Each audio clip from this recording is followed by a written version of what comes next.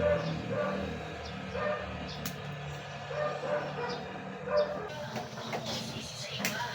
dami naman pala nito.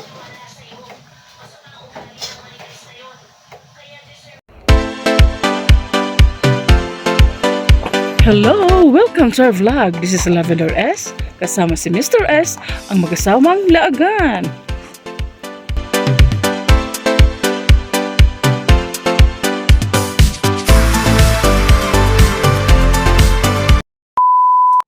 So, hello. May na-order pala ako sa Temu, guys. Iyan, oh. First time namin, nabudol ako sa Temu. So, itry natin kung ano ba talaga yung result nito. Tanggalin mo. So, naghukas man po na akong model.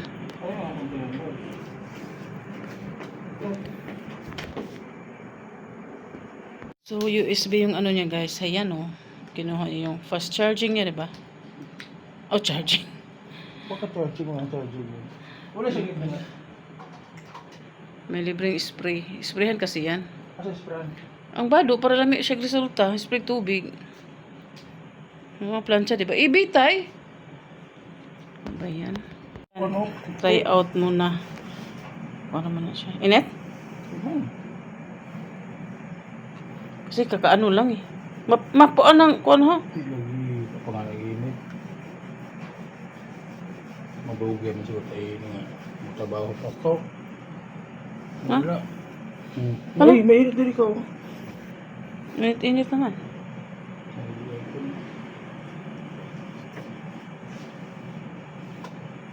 Yan, try natin. Nabudol sa Temu na hindi ko alam na napa-order pala ako niyan. Bigla na lang dumating. Kaya kayo guys, magbasa-basa muna kayo ng maigi. Kung ano ba talaga na ano ko pala na saan tawag na? Place to order? Ano? Ato cart. Hindi, ato card. Iba yun pa. Na ano? Maninit loves.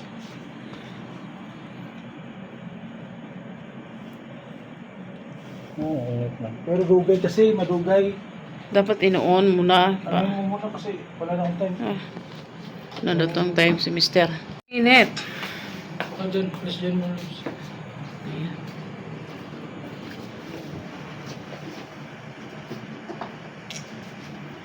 Itong kape ko na lumamig na. Loves. Ang dabang dyan. Nagkaalis na si Mr. guys. Pangutang work. Rekta siguro. Kasi mag-alas 3 na eh. Tagal kasi nagising. Ay, anyways. May kinuha akong palanggana. Samahan niyo kung kumuha ng mga talbos ng kamote. Ang lalaki ng talbos ng kamote doon. Tinitinan ko kahapon. Bala ko kasi kahapon kukuha ng talbos. Umulan ata. Nakalimutan ko. Umulan tapos nakalimutan ko. So ngayon, yun ang uulamin natin. Talbos ng kamote na yung salad. Masarap yun. Just, bagoong. Diba? So, ayan. Habang ako nagsasalita, may nakatingin. Ayan. Si Tony Boy. So, despite all the problems, guys. Grabe ang pinagdaanan namin ni Mr. ngayon, guys. As in, ayun, smile pa rin tayo. Gano'n naman talaga ang Pilipino. Kahit may problema, smile. Ayan, pray guys na talagang mawala na to. Soon, i-reveal namin kung ano yung problema na yun at nagbibigay ng sa amin. Kalain mo, hindi ko in-expect na magkakaproblema kami ng ganito. Affected na yung yung let's say mental health, yung magising ka, matulog, yun ang iniisip mo. So, i-reveal namin soon kung ano yun at big lesson talaga yung napasukan ni Mr. Alam ko, siya, parang nasa time na yun yung pagsisisi niya, pero nakaano na siya. Yun talaga, every couple, may mga challenges, may mga trials na haharapin. Depende na yun kung paano tatanggapin at paano sa mga sarili natin. Kaya masakit, minsan nagagalit ako.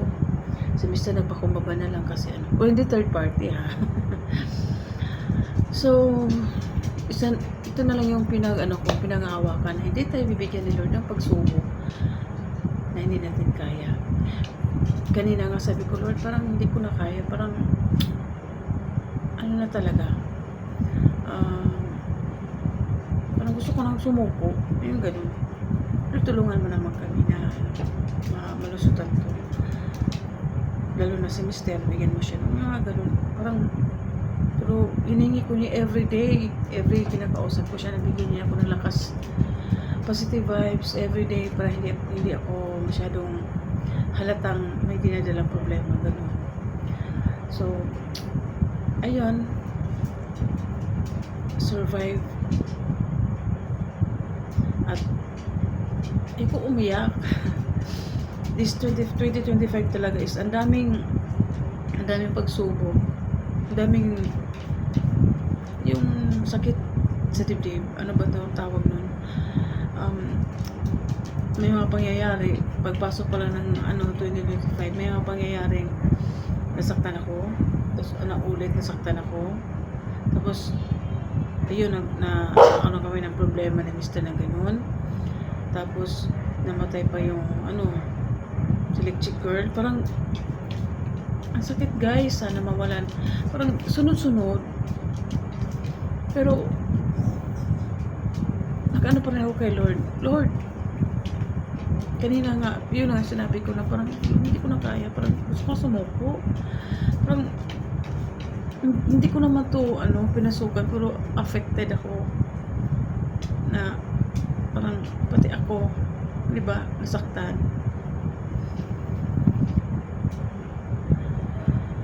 Praying and manifesting na malusutan namin to. Wala namang pagsubok na hindi natin makakaya, di ba? At sabi nila, pag hindi mo na kaya, yan mo na kay Lord na tulungan ka niya, hindi mo na kaya. So, ayun, back to sasama niya akong kumuha ng talbos ng kamuti dun sa gilid, kasi nagtatanim ako dun tinicheck ko kahapon, grabe ang tataba ng mga ang tataba ng talbos. Hello, alas 3 na, magbibigay muna ako ng magbibigay muna si Tita Eva ng isnak. Eshes. Pag isnak talaga na. Bakit ate? Si Ate Jaja, ito. Si Tommy Boy yung andoon. Ano pa lang nga ni Mama Eva ni Tita Eva. Ito na nagbigay sa akin na talaga guys. Oops. Kuha mo na si Tita Eva ng isnak. Shush. Saglit lang.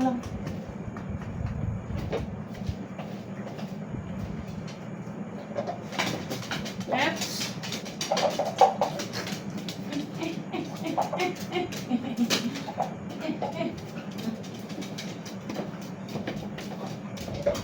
May tuwang-tuwa kasi atay yung nila guys.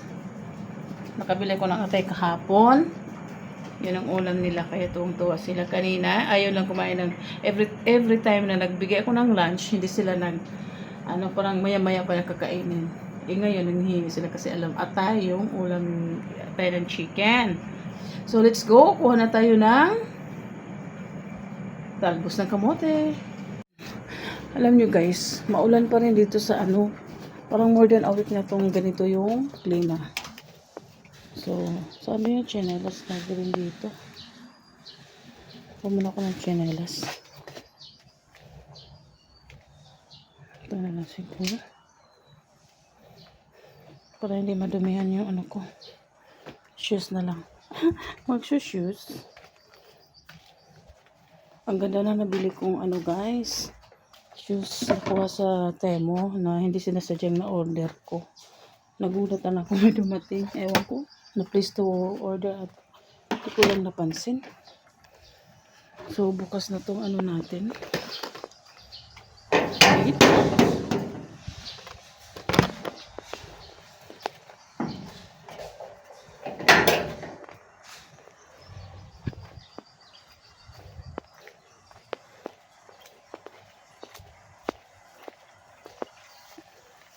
Ayan o, ang dami.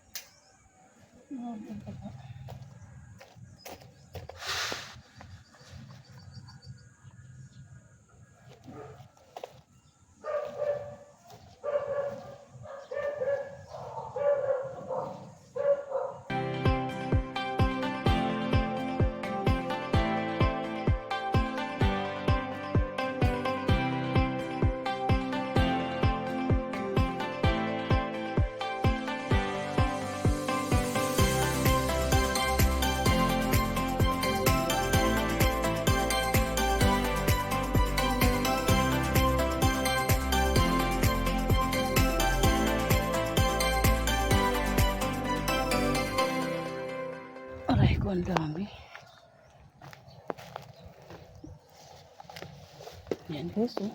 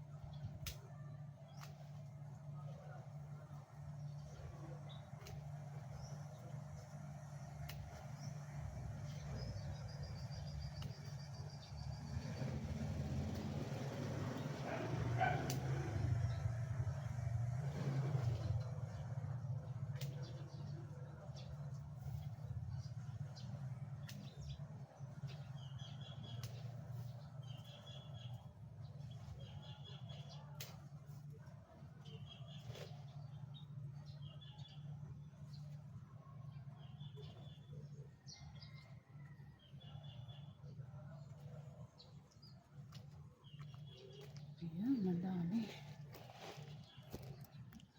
Ayan guys, ang dami. Pasok na tayo.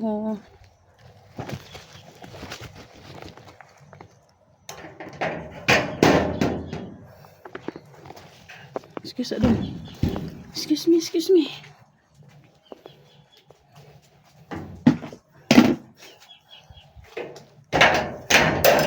Grabe guys, oo, ang dami. Ang sabi na mong ulo dong, giupawag kang mamaiba dong. Paningot ko dong. Yan yung laban ko kahapon guys. Naglaba ko din kahapon. Inuna ko yung kumot kasi mabigat. At paputulin ko pala to. Ito guys, pwede naman siguro putulin kasi mahaba na eh. Kaya maano yung tanim yan. Yan, mamaya na natin linisan yan. Ilagay muna natin dito. At ako hindi pa nakapaghugas. ayan. Diba? Ang ganda tingnan guys. Oh, diba? Pag may itatanim, may aanihin. At ako'y maghuhugas muna. Hindi ko na na-videohan yung guys, pag-prepare pagkatin ko. Ayan, ito na yung talbos natin. Sobrang dami kasi hindi ko na na-videohan. So, medyo marami-rami yung salad natin at pwede naman natin ilagay yan sa ref. At ito, nagluluto din ako. Ano to guys? Century tuna. Lagyan ko ng flour at saka itlog. I-flip ko muna. I-flip. Ayan.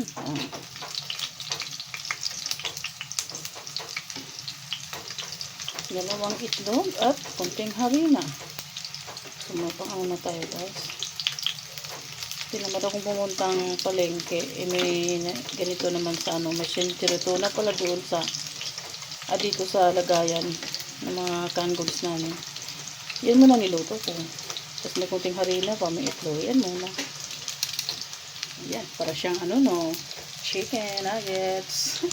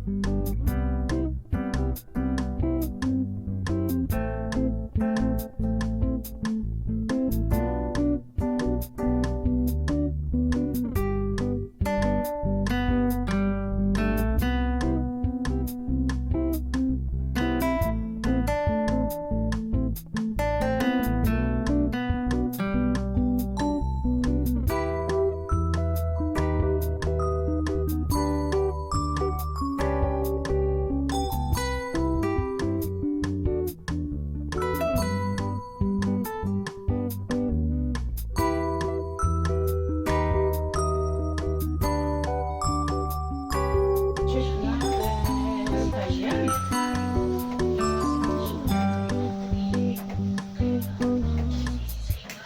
Ang dami naman pala nito.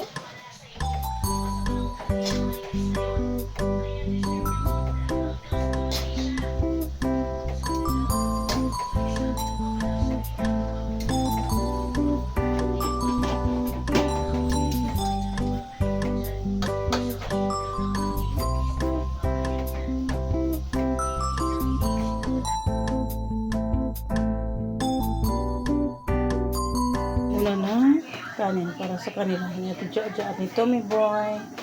Ay, kunin ko lang yung atay.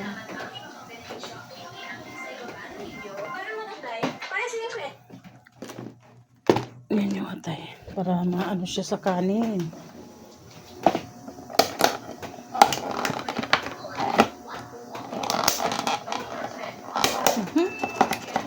Grabe naman yung pagkatakip. Lak na lak. Oh!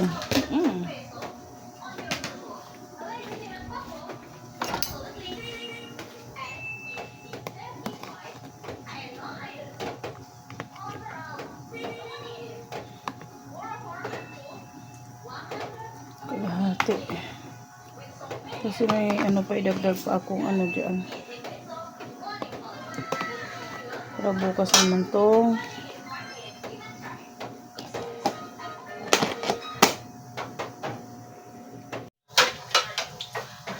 Idagdag natin to guys sa ulam ng dalawa. Hotdog. Anak yung chicken eh. Kaya tipid-tipid muna.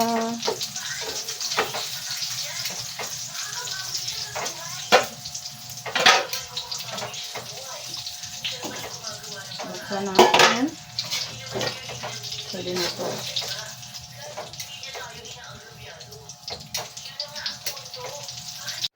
Ayan, it's done. Ilagay ko na guys.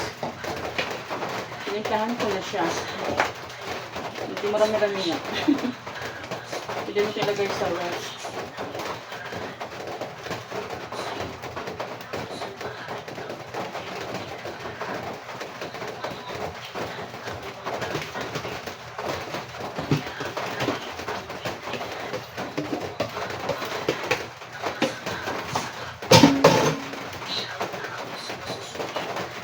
Ayan, tapos na siya guys.